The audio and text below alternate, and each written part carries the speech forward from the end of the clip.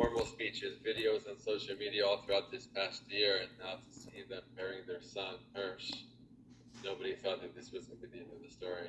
Nobody. Everyone thought that he was going to come home and the family would be reunited. Just like beyond heartbreaking to see John and Rachel and his two sisters standing there burying their son, their brother. Just absolutely heartbreaking. So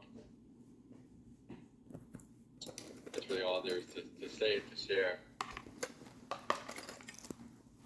I have a question for you, if you don't mind. Yeah. When the girls, his sisters, were speaking, obviously they were speaking in Hebrew, and I wasn't able to understand what they were saying. Is there anything from their speeches that you'd like to share with us?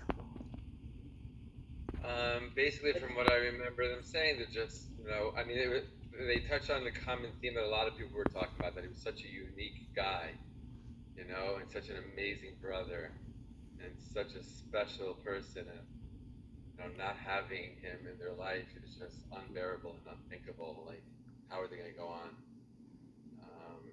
That was the main thing that they were saying. It looks like they're not going to release other hostages. So how do you get them out? Do you just keep going into where you think they're going to be kept? There's no cooperation at all. What bothers me is how Jews are angry against Jews about this. I mean, there's no good answer. Right, not simple. You can say that we'll sit down very politely at a negotiation table, but it doesn't mean that Hamas is going to say yes. They said no to multiple deals in recent months. So yeah, I just think the army obviously is doing its very best. Just a week ago they freed one Israeli, and obviously everyone was hoping that these 6 Israelis would be freed in the same kind of way, an incredible military operation. But obviously there's the incredible risk that everybody knows, that the closer you get to the hostages, the higher the risk that the terrorists are going to kill them, especially in the tunnels, right, where it's very hard to come upon them in a surprise kind of way without them, the terrorists killing the hostages. And so the whole military operation in Rafah has been incredibly successful in terms of killing terrorists and locating and destroying tunnels, but locating and rescuing hostages is the most difficult thing, especially when they're 60 feet below the ground in dark tunnels. So are they in tunnels, or are they being kept by some of the Palestinian people?